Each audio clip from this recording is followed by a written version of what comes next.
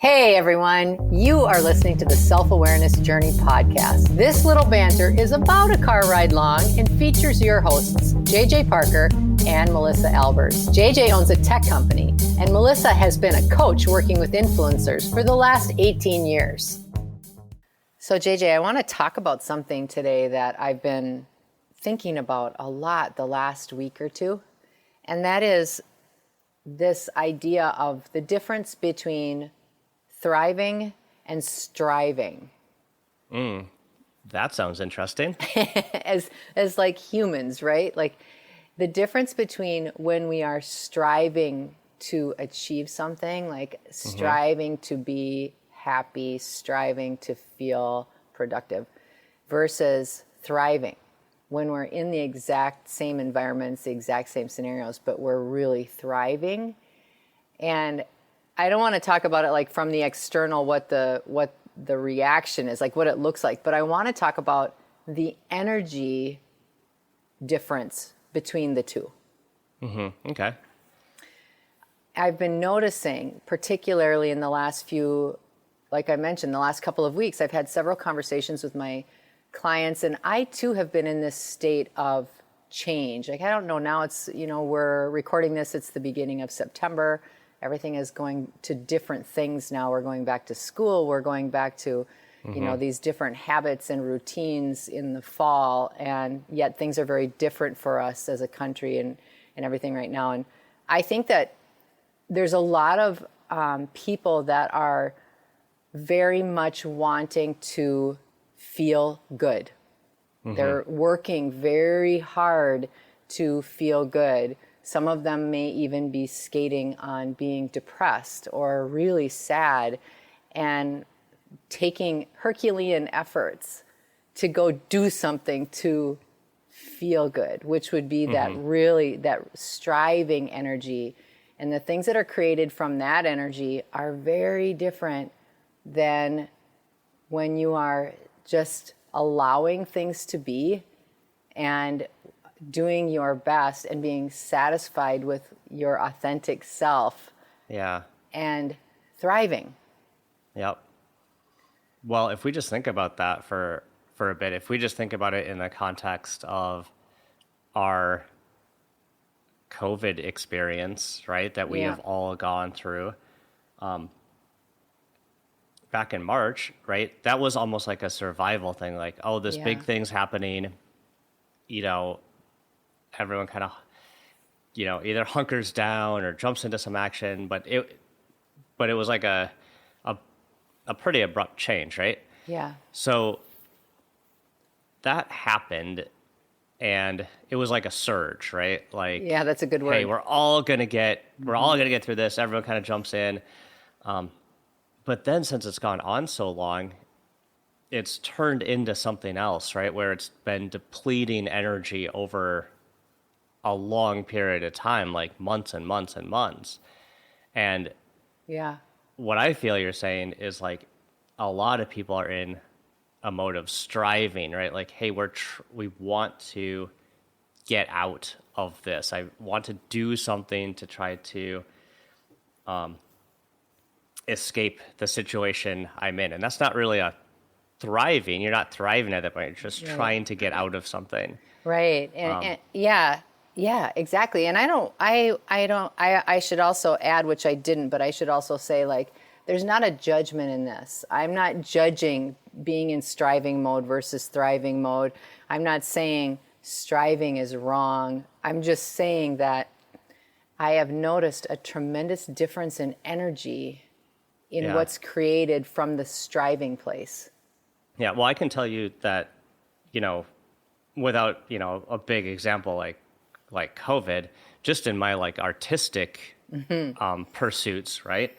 I move from striving to thriving all the time, possibly multiple times in a single day on a single project, right? Yeah.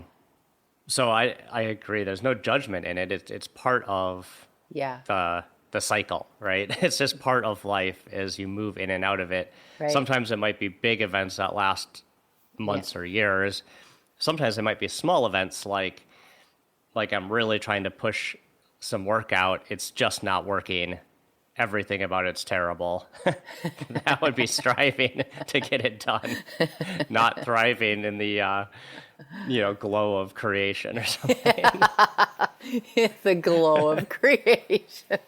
That's a great. We should get T-shirts. Have you seen me do art? It's amazing. It's literally glowing. I think that you're right. Like, it is a continuum. We are always striving and thriving, striving and thriving. And yet I think that with greater awareness of our own true feelings, that here's an example.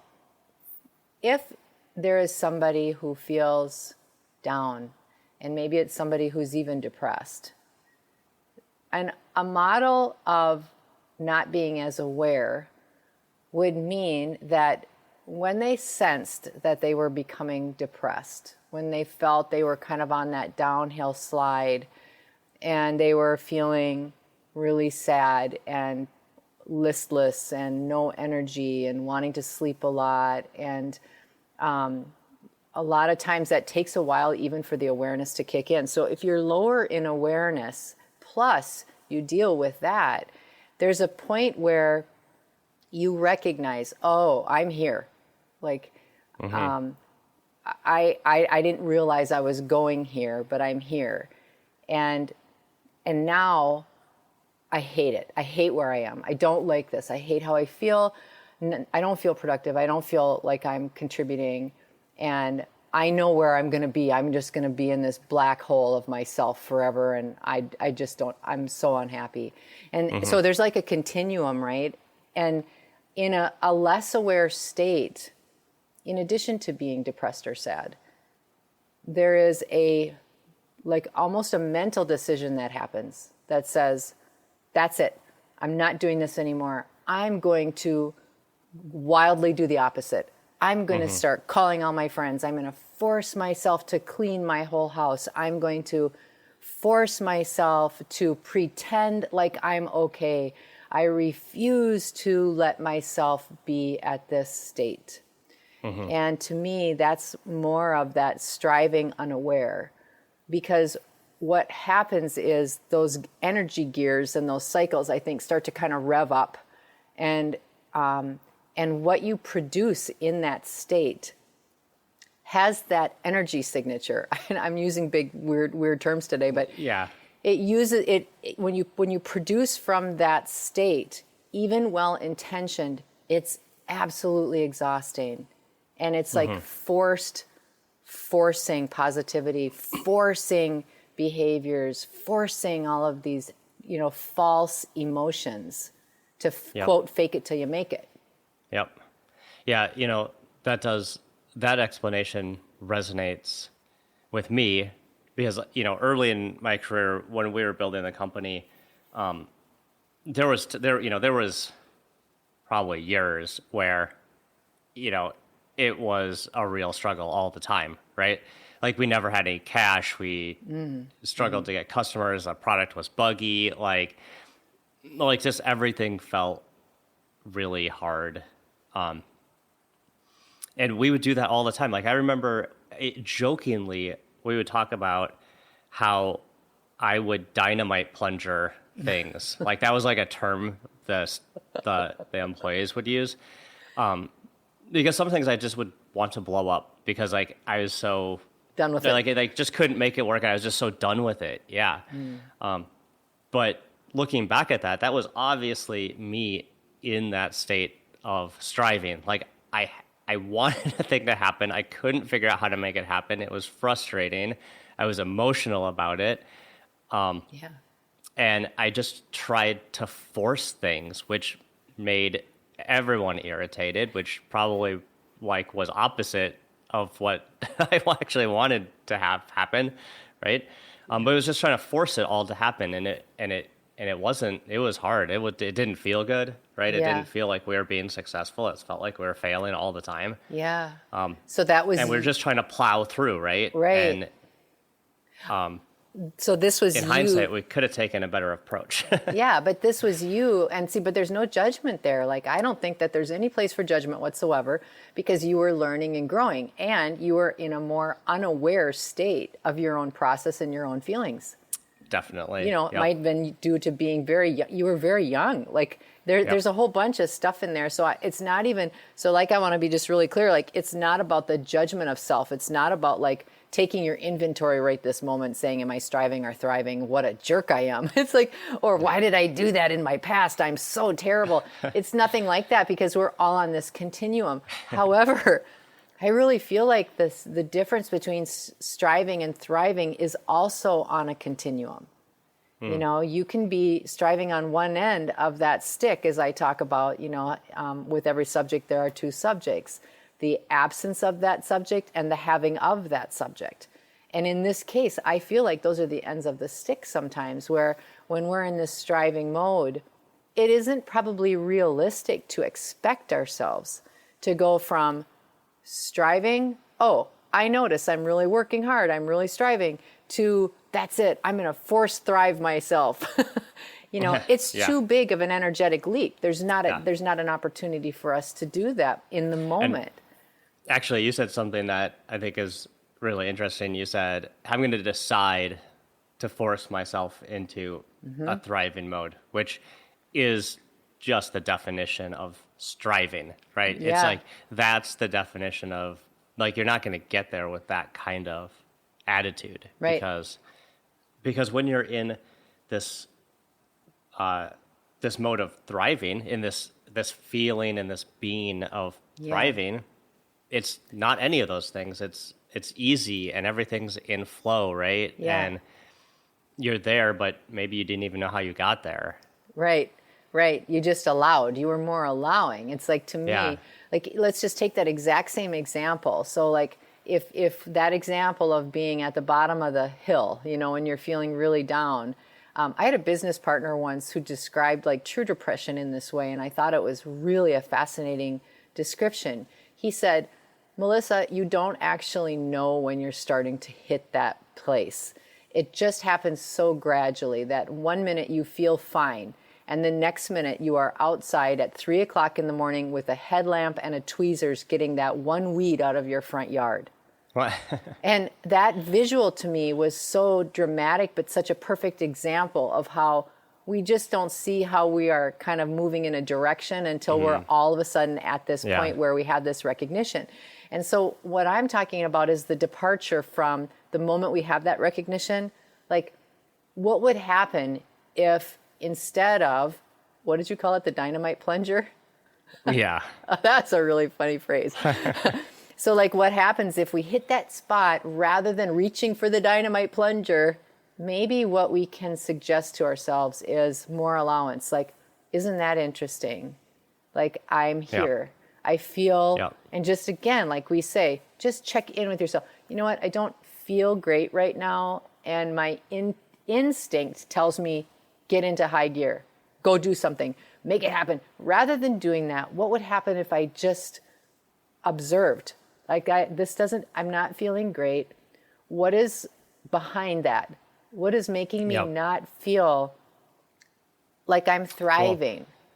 Well, let's talk a little bit more about what it feels like to be thriving. We spent a lot of time on striving, right? Yeah. But to me, describing what thriving is like, and then thinking, you know, sort of getting yourself into a state where you are thriving. You know, there's similarities there. Like the path is easier when you describe what thriving's like. Yeah. Well, for me, like, I have a perfect example. Like, when we have, like, even in our podcast recordings, you know, when we're having a really good recording, I'm not thinking about the creation that we're creating. I'm not thinking about, oh, it needs to sound perfect. I need to be this. JJ needs to do these things. Like, I'm in the flow and I trust. I'm trusting the feeling that it's working. Like, I trust that momentum is gradually sort of building on itself, and it feels good. Like, I don't feel the need to interject hard activity or action or brain stuff. Yeah, it all just sort of unwinds on its own somehow. Yeah. Right? And I don't mean to say that we're not being wise. Like, it's not like we're not doing the work, right? It's not like we're not having a sort of game plan. We're professional people. We have like professional. we prepared, right? Yes, like we prepared, but yeah, but in the moment, but we're just like, you're kind of saying like, during the recording of the podcast, like maybe even right this very second, we're just in the moment. We're right here. Moment. We're just chatting. Yeah. We're not worrying about what happened yesterday or what I got to do like tomorrow. Right. Right. Right. And we're so just talking. to me, thriving is a lot about being in that moment. Oh, that's right? a really good distinction. Yeah, for sure. And not thinking too far in the past, not thinking too far in the future, just allowing and enjoying being right here. Yep. And that makes everything feel very easy. Yeah, it Right. does. When you're in that state, it's like, athletes will describe it as being in flow Or in the right? zone. Being in the zone. Mm-hmm. But that's a great place to be. Right. And if you can be at that state, More. not maybe for a single podcast recording, but like for an entire day, Or even an hour, maybe or even 5 minutes. it really changes how, your mental mood. Yeah. It really changes your happiness. And I think, too, what's absent in thriving, what's absent is the mental calisthenic, all the mental calisthenics. Is this okay? Am I doing this okay? Like the death of 1,000 cuts, constantly self-evaluating and self-criticizing, telling yourself stories, wondering how other people are thinking you are, wondering if other people are thinking you're doing okay. Like all of that stuff is absent in the place of thriving for me. Yeah. Thriving is like there's no judgment when when you're in that state, right? There's no judgment from others. There's no judgment from yourself. Right. Actually, most importantly, there's no judgment from yourself. Most That's importantly. the thing. Yeah. Yeah. And I think when we become more aware of our own feelings, like that's the first thing we always talk about. The second thing is once we have the awareness of those feelings, to not shove them away or pretend they don't exist or force the actor self, as we always talk about. That actor self is fake it till you make it, push other emotions out that aren't true. When we're not doing that, that allows for us to just be, and then it makes it easier. So checking our own emotions, and then noticing what they are and being with them for just a moment rather than judging them or pushing them away. Yeah. Yeah. The one thing that, 40-something-year-old JJ would like to tell 20-something-year-old JJ is, instead of walking around the company pushing dynamite plungers, nowadays it just like slow down a little bit, sit with it, don't take such big action, don't try to force things that aren't going to happen. Like nowadays, if we're working on a project and it just doesn't seem to be going very well, we just stop. Like, we don't try to force it. People are like, we're just going to stop. I'm like, yeah, we'll just stop. We'll just do it later. Like, if something about the energy isn't working right now, like, we're not going to force it because I know that doesn't work. I know it doesn't work. And it's much better for me and everyone else to just put that stuff on pause for a while. And if it's important and if it's right, it'll come back. Yeah. And sometimes it comes back the next day. Like, it's kind of amazing how when you just let some of those things go that you thought were really important things to get done, just let them go. Just the act of letting them go actually kind of unstucks them, like gets them unstuck, right? Well, and also it causes a lot less resistance. Yeah. It causes less resistance. It's exactly like, even so you were an example of talking about working with people at work, but even if we're talking just about ourselves with ourselves, when we notice that we are not in that thrive state and we really crave it, and then we begin to really strive, I think Again, just recognizing, oh, here I am. Like I'm really forcing myself to be that way. And what if I just take my foot off the gas just a little bit, rather than expecting myself to go from I'm not very happy, I'm actually pretty sad, to I'm going to be super happy by 5 o'clock and I'm going to do all these things. That's so much energy, and that makes it so there's so much resistance in that. What if we just brought ourselves to just a little further towards thriving, meaning take my foot off the gas. I'm not going to put such harsh expectations on myself. The house does not have to be spotless by 6 p.m. so that I can prove to myself that I'm not sad. Like, I don't have to do anything to prove anything. Yep. Yeah, that letting go is an important part. And that letting go of your self-judgment. I mean, I think we said that maybe a bunch of times already, but to me, it's so important. And I think, too, the stuff that is, this is going to sound a little airy-fairy maybe, but I always, skirt on the side of sounding that way sometime, which I'm fine with. But what you create when you're in a moment of striving, you'll always remember that. Like, you don't necessarily remember that thing that was created, but if you talk about it and come to the realization of, like, that project or this art project, or I made myself finish that book, I can almost guarantee that you don't remember the subject at all. But when you think about that subject, you remember how you felt. So it leaves a residual energy almost. And when you have more of that allowance and when you have less resistance and you're just in the flow of things, again, the same thing. Whether the expression of it was completed and perfect, you won't remember that as much as you'll remember how you felt.